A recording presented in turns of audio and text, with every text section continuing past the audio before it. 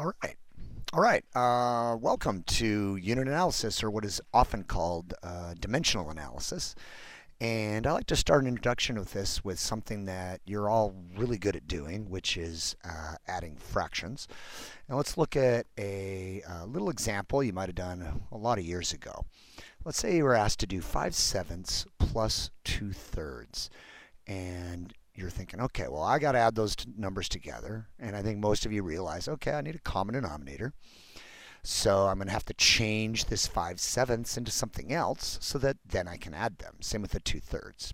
And you say, okay, well, how am I going to change them? Well, I'm going to take this 5/7, and if you ask most people, you say, well, what do you got to do to it?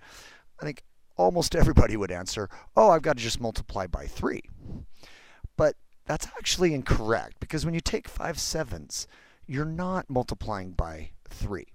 You're actually multiplying by 3 over 3, aren't you? And 3 over 3 is actually 1.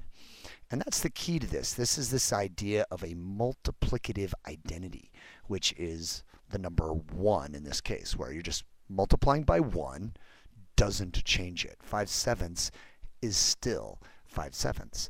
So if you think about this, we take 5/7 and we multiply by 3 over 3, we're really just multiplying by 1. And similarly over here, 2/3, we're multiplying by 1. Okay? And so the numbers that we get look different, but they're really exactly the same. And that enables us to add. But the idea that I want us to really think about here is when we multiply by a fraction that equals 1, we don't really change what we're multiplying. We just change what it looks like. So 5/7 is still 5/7. It just looks different because now we're writing 15 over 21. And that idea of the multiplicative identity is what dimensional analysis is all about. Let's look at a little example here. So if you were asked how many feet is 7 inches, obviously you could do this on your own with some other method that you've learned, but let's look at using unit analysis to do this. And how we start that is we think of something that equals something else that's going to help us out here. And that's that 12 inches equals 1 foot. And what that enables us to do is make fractions. For example, this fraction, 1 foot over 12 inches, this little fraction here, which we can call a conversion factor, is actually equal to 1. And the reason it's equal to 1 is because the top equals the bottom. We could have also written it this way, 12 inches over 1 foot.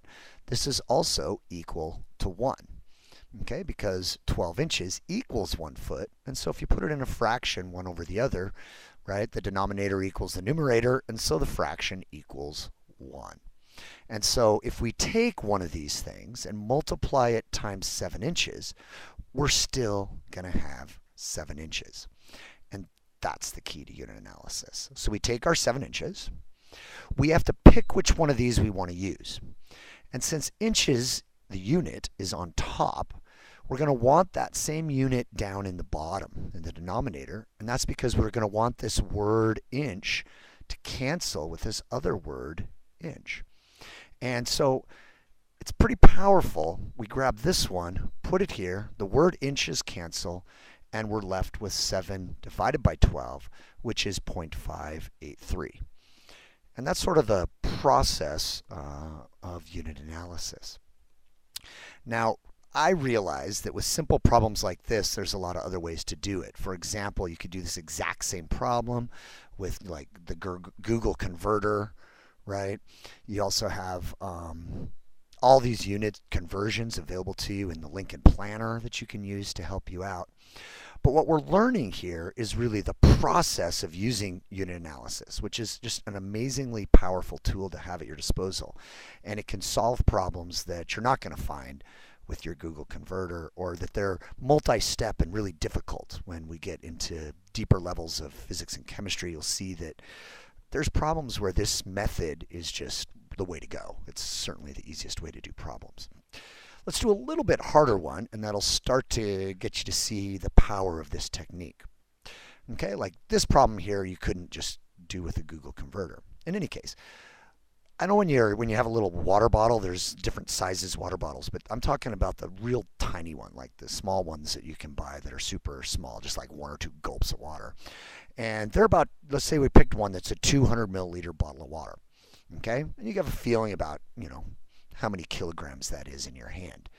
But I want to ask the question, what if that was made of gold? What if that was pure gold? Okay, then what would the mass of that thing be in kilograms? Okay, so you're given that the density of gold is 19.3 grams per milliliter, and you know that what you have there is 200 milliliters of volume of gold, which is about the size of one of these small water bottles. How could we go about figuring out how many kilograms that is? Well, the first thing you'd want to do is think about the conversions that you'd have at your disposal. And I think you have the ones that you need already ready to go. Because you can think of this density, which is 19.3 grams per milliliter, as an equivalence of 19.3 grams equals 1 milliliter, which leads you to be able to write one of two conversion factors. You could either have 19.3 grams over 1 milliliter. That equals 1. Only if you have gold, but we have gold. So this equals 1. 1 milliliter is the same thing as 19.3 grams. So this equals 1. This would also equal 1. I think most of you know that there's 1,000 grams in a kilogram, so we could also use this conversion factor or this one, whichever one we need. And since every single one of these equals 1, we can multiply by 1 over and over again, whatever we need to do. So let's get started. So we're going to start with what we know, which is that we have 200 milliliters. Okay, so we have this 200 milliliters of gold. And we ask ourselves, what are we going to multiply by here? And the guiding feature here is that this has to equal 1. So the top has to equal the bottom. But also that we have milliliters on top. So I'm going to need milliliters in the bottom. So that lets me know I'm going to have to use this converter right here. Okay, so now we've got the milliliters are going to cancel. And now my unit up here is grams. I want to know kilograms, so I'm going to have to use one of these two converters to get to kilogram. Since gram is on top, I need to cancel it by putting gram on bottom. So this is the one we want. Okay. Once we add that one in, we stop and think, is what's on top equal a bottom? Yeah. Does what on top equal bottom? Yeah. Do my units cancel? Milliliters cancel milliliters. Grams cancel grams. I'm going to be left with just kilograms, which is the question. And at this point, we're able to just plug through the math, which is quite nice. 200 times 19.3 divided by 1,000, and we end up getting almost 4 kilograms, 3.86 kilograms, which lets you know that gold is really dense. One of those little tiny bottles would be 4 kilograms to hold. You see in movies sometimes people are like moving bricks of gold, and usually it's pretty inaccurate because they're really heavy and really hard to move around. Okay, let's do one more example that shows the power of this technique. Let's do a little harder one. We're going to look at converting 86 miles per hour into centimeters per second. Okay, let's say you needed to do that for some reason. And I think the conversion factors that you need are pretty well known, except for one. Maybe this 1,609 meters equals 1 mile may not be something that you're aware of, but certainly 60 minutes is an hour, 60 seconds is a minute, and that there's 100 centimeters in a meter. These are all known to you. But the question is, how can you go about using these conversion factors to convert 86 miles an hour into centimeters per second? So let's take a look. Here's what I did. So if I take 86 miles per hour, which can be written this way, 86 miles every hour as my starting position, I'm going to first cancel the top here. I'm going to cancel mile. And so by putting this conversion here, top equals bottom, and I'm canceling the mile on top with the mile on bottom, I'm now left with meters, and per hour is still there. Next, I'm going to get rid of the meters and go to centimeters. So the meter here cancels the meter here. And at this point, I'm left with centimeters, and I still have hours. I need to get rid of the hours because I'm trying to get to seconds. So now I'm going to put this one in here. The hour on the bottom over here cancels the hour on top, leaving the minute on the bottom. And if I stopped at this place right here, I'd be left with centimeters per minute. I want to get rid of the minutes, so one last conversion. The minute on the bottom is going to cancel the minute on top to leave seconds in the bottom. And so I'm left with centimeters on top, seconds on bottom. And so you noticed I took my initial information and I multiplied by 1 4 times, because this is equal to 1, this is equal to 1, this is equal to 1, and this is equal to 1, since every single time the top equals the bottom.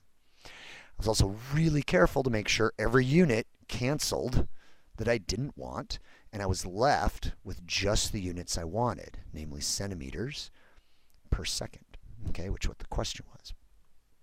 Notice I could also have gone a different order. I didn't have to start canceling miles right off the bat. I might have started canceling hours right off the bat, which would have looked like this. Here's an hour on the bottom, canceling hours on top. But as long as I'm really careful, and notice later on I cancel the mile. Here's a mile here, cancels the mile there. I'm still left with just centimeters per second. And if you notice, I still take 86 times 1609 times 100 on top. On the denominator, I just have 60 times 60. And be careful plugging this into the calculator. Make sure you do it correctly. It's easy to make a mistake. If you do it right, you should get 3,844 centimeters per second. So that's just a couple examples and hopefully a nice clear introduction to how unit analysis can work. We'll certainly be using this at Lincoln here for lots of problems related to physics and chemistry. So good job, and I hope that helped a little bit. Thanks.